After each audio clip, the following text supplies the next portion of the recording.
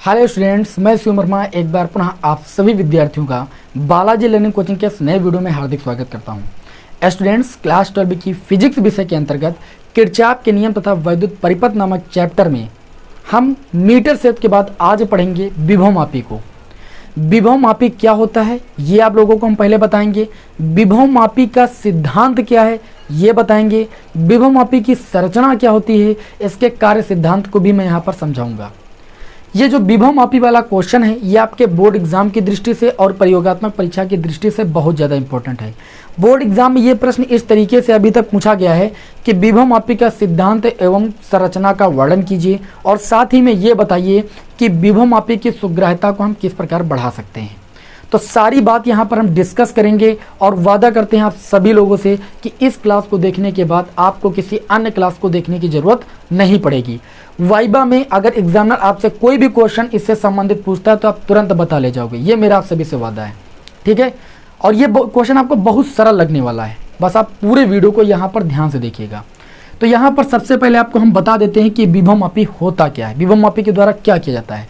तो विभवमापी किसी सेल के वैद्युत वाहक बल अथवा किसी वैद्युत परिपथ के दो बिंदुओं के बीच विभवांतर मापने का यथार्थ उपकरण होता है। विभवमापी क्या होता है? विभवमापी के द्वारा किसी सेल का या तो वैद्युत वाहक बल ज्ञात किया जाता है या तो किसी वैद्युत परिपथ के दो बिंदुओं के बीच विभवांतर को मापा जाता है, क्योंकि ये किसी वैद्युत परिपथ के दो बिंदुओं के बीच विभवांतर मापने का यथार्थ उपकरण है। तो मैंने दो लाइन में लिख भी दिया कि विभवमापी किसी सेल के वैद्युत वाहक बल अथवा किसी वैद्युत परिपथ के दो बिंदुओं के बीच विभवांतर नापने का यथार्थ उपकरण है। तो ये तो बात हो गई कि विभवमापी होता क्या है, समझ गए। अब बात करेंगे यहाँ पर विभवमापी के सिद्धांत की। विभवमापी का सिद्धांत क्या होता है, इसमें बताया गया कि जब एक समान परिच्छेद के तार में कोई नियत धारा प्रवाहित हो रही हो, जब एक समान परिच्छेद के तार में कोई नियत धारा प्रवाहित हो रही हो, तब तार के किसी भी भाग के सिरों के बीच विभवांतर उस तार के भाग की लंबाई के अनुक्रमानुपाती होता है। क्या बताया गया कि जब एक समान परिच्छेद के तार में नियत धारा बह रही हो, तब तार के किसी भी भाग के सिरों के बीच का जो विभवांतर होता है वह उस तार के भाग की लंबाई के अनुक्रमानुपाती होता है। मतलब कहने का मतलब है ये कि V जो है वो उस तार की लंबाई के क्या होता है भाई, अनुक्रमानुपाती होता है। यही चीज अभी कार्य सिद्धांत में आपको सिद्ध भी करना, दिखाना भी है। यही इसका सिद्धांत है विभवमापी का, ठीक है। तो ये दो लाइन में आप सभी को याद कर लेना है, याद हो भी गया होगा। मैंने आपको यहाँ पर ऐसे इतना शॉर्ट में समझा भी दिया है। यही इसका क्या होता है, सिद्धांत होता है। अब क्या करेंगे, यहाँ पर हम बात करेंगे विभवमापी की संरचना की। विभवमापी की संरचना देखिए भाई, आप लोग बहुत उल्टा सीध तैयार करते हो, ये बहुत खराब बात है। आप सभी लोग विभवमापी की संरचना जो है समझ लीजिए एक बार, कठिन नहीं है, आप तुरंत अच्छी तरीके से समझ जाओगे। फिर आपका जो वाइबा हो या प्रयोगात्मक परीक्षा हो, आप तुरंत जो है वहाँ पर सब बता ले जाओगे। जैसे मैं बताता हूँ उधर ध्यान दीजिएगा। विभवमापी की संरचना में आपको क्या बताना है कि इसमें मुख्यतया एक लंबा तथा एक समान व्यास का धातु का तार या धातु का प्रतिरोधक तार AB होता है। ये आपका धातु का प्रतिरोधक तार AB है जो कि लंबा है तथा एक समान व्यास का है। इस प्रतिरोधक तार का A सिरा जो होता है वो संचायक बैटरी B1 के धन ध्रुव से क्या होता है भाई, संबंधित होता है या जुड़ा होता है। यहाँ पर जो B1 है ये संचायक बैटरी है और इस संचायक बैटरी B1 का जो ऋण ध्रुव होता है ये कुंजी के तथा धारा नियंत्रक के साथ इस तार के B सिरे से क्या होता है भाई, जुड़ा होता है। ये जो धारा नियंत्रक है ये क्या करता है, इस तार AB में प्रवाहित धारा के मान को बढ़ा या घटा सकता है। इस धारा नियंत्रक के द्वारा इस AB तार में धारा के मान को नियंत्रित किया जाता है, यानी धारा के मान को बढ़ाया भी जा सकता है और घटाया भी जा सकता है। तो समझ गए धारा नियंत्रक का क्या कार्य होता है। ये बात हो गई इस विभवमापी के ऊपर की। अब आएंगे यहाँ पर नीचे, ये E क्या है, ये आपका एक वैद्युत सेल है। इस वैद्युत सेल का हमें क्या निकालना है, वैद्युत वाहक बल निकालना है, क्योंकि विभवमापी में बताया गया है कि इसके द्वारा किसी सेल का वैद्युत वाहक बल ज्ञात किया जाता है। तो यहाँ पर जो E आपका लगा हुआ है, हमें इसी वैद्युत सेल का क्या निकालना है, वैद्युत वाहक बल निकालना है। इस वैद्युत सेल का जो धन ध्रुव है वो तार के A सिरे से संबंधित है और इस वैद्युत सेल E का जो ऋण ध्रुव है वो एक गैलेनोमीटर के साथ जौकी से संबंधित है। यहाँ पर ये क्या है, जौकी। इस जौकी की ये विशेषता होती है कि इसको तार AB में कहीं पर भी खिसकाया जा सकता है या स्पर्श कराया जा सकता है। तो अभी इस जौकी को हम स्पर्श कराएंगे। अभी जब मैं आपको प्रैक्टिकली बताऊंगा तो आप देखोगे कैसे स्पर्श कराएंगे। आपको ये चीज़ यहाँ पर संरचना में नहीं बताना है, क्योंकि ये प्रैक्टिकल है, अभी हमने किया है, मैंने पहले से बना दिया, लेकिन अभी हम बताएंगे कि इसका क्या मतलब है, क्या मीन्स, अभी अच्छे से समझाएंगे। तो समझ गए। एक बार संरचना को और बोल देते हैं। क्या लिखना है आपको लिखना है कि इसमें एक लंबा तथा एक समान व्यास का धातु का प्रतिरोधक तार AB होता है, ठीक है ना। और इस प्रतिरोधक तार A का जो सिरा होता है वो संचायक बैटरी के धन ध्रुव से संबंधित होता है, तथा संचायक बैटरी का जो ऋण ध्रुव होता है वो कुंजी के तथा धारा नियंत्रक के साथ इस तार के B सिरे से संबंधित होता है। ये धारा नियंत्रक इस तार AB में धारा के मान को बढ़ा या घटा सकता है, या इस धारा नियंत्रक के द्वारा तार AB में धारा के मान को बढ़ाया अथवा घटाया जा सकता है। फिर नीचे आ जाएंगे, इसमें बोलेंगे जो E है वो यहाँ पर एक वैद्युत सेल है और हमें इस वैद्युत सेल का वैद्युत वाहक बल ज्ञात करना है। इस वैद्युत सेल E का जो धन ध्रुव है वो तार के A सिरे से संबंधित है और इसका जो ऋण ध्रुव है वो एक धारा मापी के साथ या गैल्वेनोमीटर के साथ जौकी से संबंधित है। इस जौकी को तार के किसी भी बिंदु पर स्पर्श कराया जा सकता है। अभी प्रैक्टिकल करेंगे तो इसको स्पर्श कराएंगे। यहाँ J1 पर भी स्पर्श कराएंगे, J2 पर भी स्पर्श कराएंगे। आपको ये भी बताएंगे कि गैल्वेनोमीटर में क्या विक्षेप होता है, क्यों होता है, ये भी मैं बताऊंगा। ठीक, तो इसको आप थोड़ी देर के लिए भूल जाइएगा, J1 और J2 स्थिति को। तो ये हो गई इसकी क्या भाई, संरचना को आप बोल रहे होंगे कि कहीं पर सर जी आप लिखा देते तो ज़्यादा अच्छी बात है। तो चलिए मैं आपके सामने यहाँ पर एक फोटो दे रहा हूँ, जो मैंने संरचना बोली बिल्कुल वही लिखी हुई है। इसका आप स्क्रीनशॉट ले लिए, बहुत अच्छी बात। अब इसी संरचना को आप लिख लेना, ये सबसे सरल लैंग्वेज है। अब यहाँ पर हम बात करेंगे किसकी, अगली हेडिंग हमारी जो होगी संरचना के बाद, हमारी अगली हेडिंग होगी कार्य सिद्धांत। क्या होगी भाई, कार्य सिद्धांत। तो सिद्धांत तो आप सभी लोग अभी जान चुके हो। सिद्धांत इसका क्या है कि जो विभवांतर होता है वो तार की लंबाई के अनुक्रमानुपात की होता है। कार्य सिद्धांत में भी आपको कई बातें लिखनी होंगी, इसलिए कॉपी पेन को साथ लेकर बैठें, क्योंकि ज़्यादा लैंग्वेज लिखेंगे तो ये वीडियो बहुत ज़्यादा लंबा हो जाएगा, फिर आपको बोरिंग महसूस होने लगेगा। तो कार्य सिद्धांत में आपको क्या लिखना है, कार्य सिद्धांत में आपको ये लिखना है कि जब हम इस कुंजी के को क्या करते हैं भाई, बंद करते हैं। कुंजी के को बंद करेंगे तो धारा प्रवाहित होना शुरू हो जाएगी। जब कुंजी के को हम बंद करते हैं तो जो वैद्युत धारा होती है वो ऐसे प्रवाहित होती है, इस तार में बिंदु A से बिंदु B की ओर क्या होने लगती है भाई, प्रवाहित होने लगती है। जब इस कुंजी के को बंद किया जाता है तो, या जब कुंजी के को बंद करते हैं तो इस बैटरी B1 के कारण इस तार में जो वैद्युत धारा होती है वो बिंदु A से बिंदु B के सिरे की ओर प्रवाहित होने लगती है। इस प्रकार जो विभव का मान होता है वो बिंदु A से B तक क्या होता है, धीरे धीरे घटता जाता है, क्योंकि जो धारा है वो बिंदु A से B की ओर प्रवाहित हो रही, तो जो विभव का मान है वो बिंदु A से बिंदु B की ओर धीरे धीरे क्या होता है भाई, घटता जाता है। इस प्रकार यहाँ पर आप लोगों को एक बात और याद रखना है, आप लिखोगे कि बैटरी से धारा तार में A से B की ओर, बिंदु A से B की ओर प्रवाहित होती है, B की ओर प्रवाहित होती है। जो मेन चीज वो लिखे देते हैं, प्रवाहित होती है। तो जब धारा A से B की ओर प्रवाहित होती है तो जो आपका विभव का मान होता है वो बिंदु A से B की ओर गिरता जाता है। तब बिंदु A से B की ओर विभव का मान क्या होता है भाई, विभव का मान घटता जाता है, विभव का मान घटता जाता है भाई, क्योंकि धारा A से B की ओर प्रवाहित होती है और इसका मान जो है बिंदु A से B की ओर विभव का मान घटता जाता है, मतलब विभव का पतन होता है। तब यहां पर आपको बोलना है कि तार के प्रति एकांक लंबाई पर विभव पतन को हम क्या बोलते हैं, विभव प्रवणता बोलते हैं। यहां पर एक नई परिभाषा आती है, तार के प्रति एकांक लंबाई पर या प्रति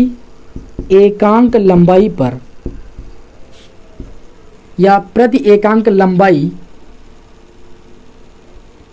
पर, या आप बोल सकते हो तार के प्रति एकांक लंबाई पर, ठीक है, विभव पतन को, या तार के प्रति एकांक लंबाई में विभव पतन का मतलब विभव गिरता जाता, घटता जाता ना, विभव पतन को क्या बोलते हैं भाई?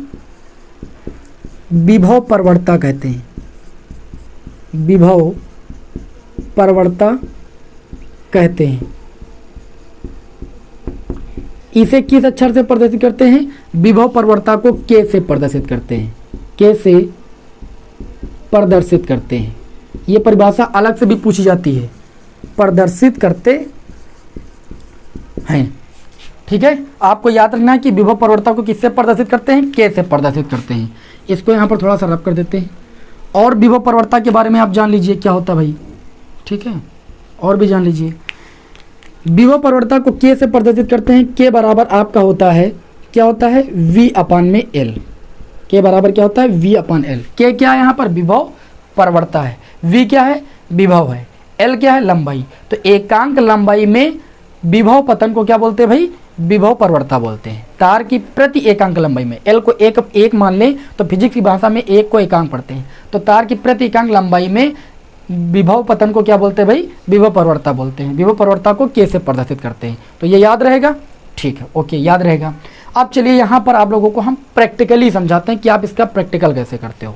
आप क्या करते हैं यहाँ पर प्रैक्टिकली? ये तो बात हो गई विभव प्रवणता की। आप यहाँ पर देखिए, मैंने यहाँ पर क्या किया? कुंजी को बंद किया, धारा प्रवाहित होना शुरू हो गई। तो धारा इस संचायक बैटरी के द्वारा भी प्रवाहित हो रही है और इस विद्युत सेल के द्वारा भी प्रवाहित हो रही है कि नहीं हो रही है? तो यहाँ पर हम क्या करते हैं? इस चौकी को उठाते हैं। इस चौकी को उठाते हैं और इस चौकी को उठाने के पश्चात तार के J1 पॉइंट पर रखते हैं। ये सुनिए और यही आपको लिखना है, क्योंकि इतनी लैंग्वेज यहाँ पर नहीं लिखी जा सकती है, आपको बोलकर ही समझाया जा सकता है। तो आपको लिखना है कि अब हम क्या करते हैं? चौकी को तार के J1 पॉइंट पर स्पर्श कराते हैं। तो चौकी को जैसे तार के J1 पॉइंट पर स्पर्श कराते हैं तो जो J1 और बिंदु A के बीच का जो विभवांतर होता है, A और J1 के बीच का जो विभवांतर होता है, वो इस वैद्युत सेल के वैद्युत वाहक बल से क्या होता है? कम होता है। जो देखिए, जब हम क्या करते हैं? इस चौकी को यहाँ से उठाते हैं और तार के J1 पॉइंट पर रखते हैं, तो A और J1 के बीच का जो विभवांतर होता है वो आपका इस वैद्युत सेल के वैद्युत वाहक बल की अपेक्षा क्या होता है? बहुत कम होता है। तो अब ये हम कह सकते हैं कि जो ये वैद्युत सेल, इसका वैद्युत वाहक बल जो होता है वो A और J1 के बीच के विभवांतर से क्या होता है? ज़्यादा होता है। तो जब इस वैद्युत सेल का वैद्युत वाहक बल इस A और J1 बिंदु के बीच के विभवांतर से क्या होगा? अधिक होगा। तो जो वैद्युत सेल है इसकी प्रधानता क्या होगी भाई? ज़्यादा होगी। इसकी प्रधानता क्या होगी भाई? ज़्यादा होगी। और इसकी प्रधानता ज़्यादा होने से जो ये गैलेनोमीटर में विक्षेप होता है वो एक तरफ होता है, जैसे यहाँ पर दिखाया गया है। ये जो गैलेनोमीटर में विक्षेप होता है वो इस तरफ का हो जाता है। तो मैंने पहले प्रयोग में क्या पाया कि जब मैंने चौकी को J1 पॉइंट पर रखा इधर की ओर, तो A और J1 के बीच का विभवांतर जो होता है वो इस सेल के वैद्युत वाहक बल की अपेक्षा क्या होता है? बहुत कम होता है। इस वजह से गैलेनोमीटर में हमें सुई का एक तरफ की ओर विक्षेप देखने को मिलता है। उसके बाद हम क्या करते हैं? यही क्रिया इसी चौकी को उठाकर इस तार के दूसरी ओर बिंदु J2 पर इसको रखते हैं। तो जब J2 पर इस पर स्पर्श कराते हैं तो जो J2 और बिंदु B के बीच का विभवांतर होता है वो इस सेल के वैद्युत वाहक बल की अपेक्षा बहुत ज़्यादा होता है। क्यों होता है? क्योंकि यहाँ पर J2 और B के बीच की जो लंबाई है वो बहुत ज़्यादा है। और आप जानते हो कि अभी मैंने बताया था विभवांतर लंबाई के समानुपाती होता है। तो लंबाई ज़्यादा होने की वजह से इसके बीच का जो विभवांतर होता है वो बहुत ज़्यादा होता है। किससे? इस वैद्युत वाहक बल से। ये सेल है ना, सेल में जो वैद्युत वाहक बल है इससे इसके वैद्युत वाहक बल से J2 और B के बीच का जो विभवांतर होता है वो बहुत ज़्यादा होता है। इसका मतलब कि यहाँ पर J2 और B के बीच जो विभवांतर आया है वो इस संचायक बैटरी के द्वारा ही तो उत्पन्न हुआ है। तो यहाँ पर जो ये संचायक बैटरी B1 है इसकी प्रधानता होगी।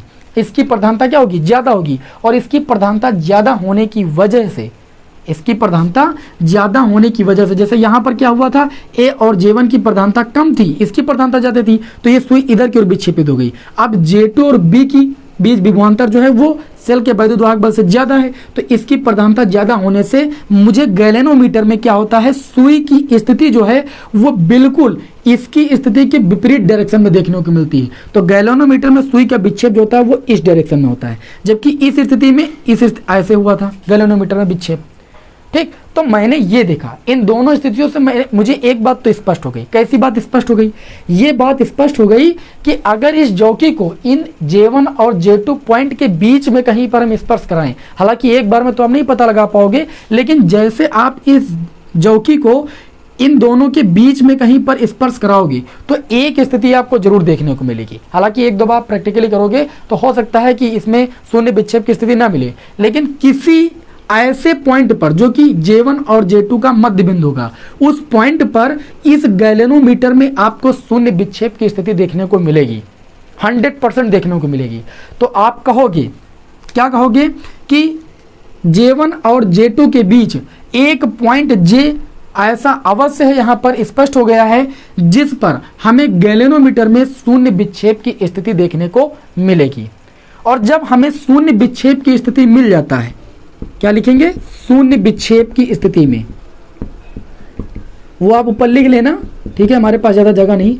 शून्य विक्षेप की स्थिति में, शून्य विक्षेप की स्थिति जब देखने को मिलती है तो जो ये J और A के बीच का विभवांतर होता है, A व J के बीच का विभवांतर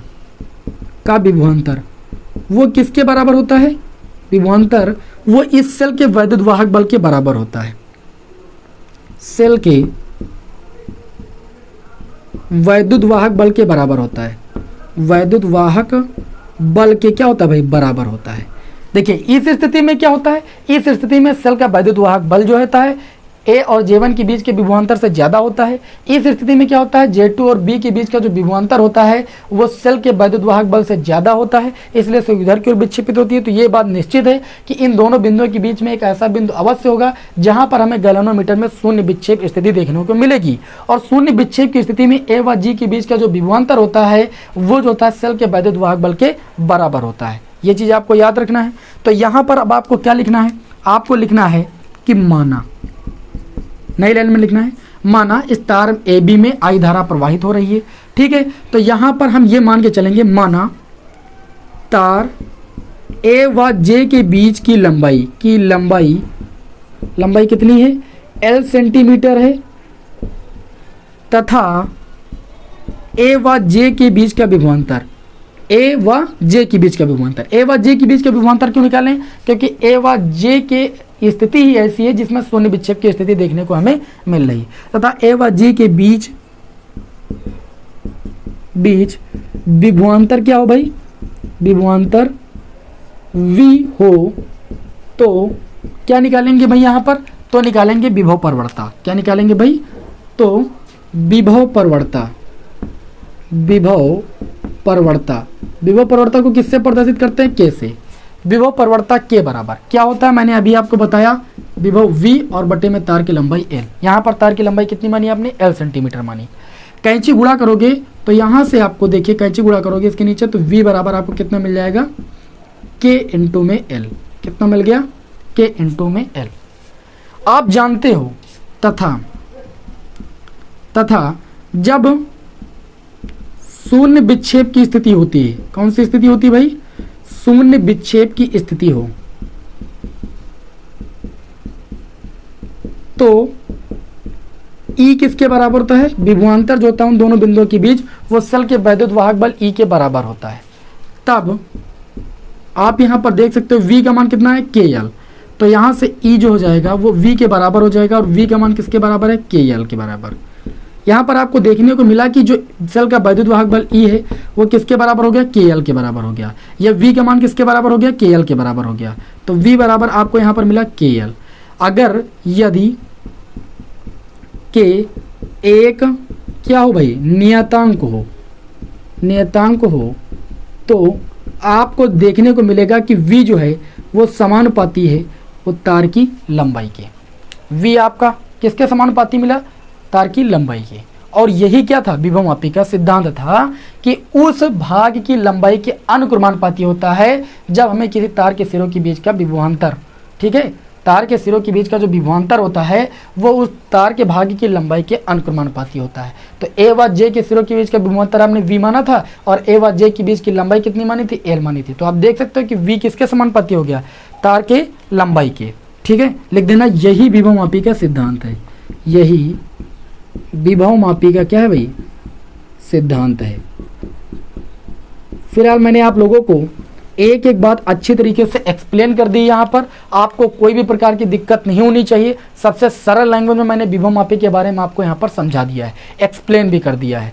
फिर भी यदि आपको कोई दिक्कत होती है तो वीडियो को एक बार रिवर्स कर लीजिए, ठीक है, थोड़ा समय और दीजिए, हो सकता है कोई बात ना समझ में आए तो दोबारा सुनने से समझ में आ जाए, ठीक है। तो वीडियो कैसा लगा कमेंट बॉक्स में हमें जरूर बताइएगा। मिलते हैं आपको नेक्स्ट वीडियो में आगे के चैप्टर के साथ, महत्वपूर्ण प्रश्नों के साथ। तब तक के लिए जय हिंद, वंदे मातरम।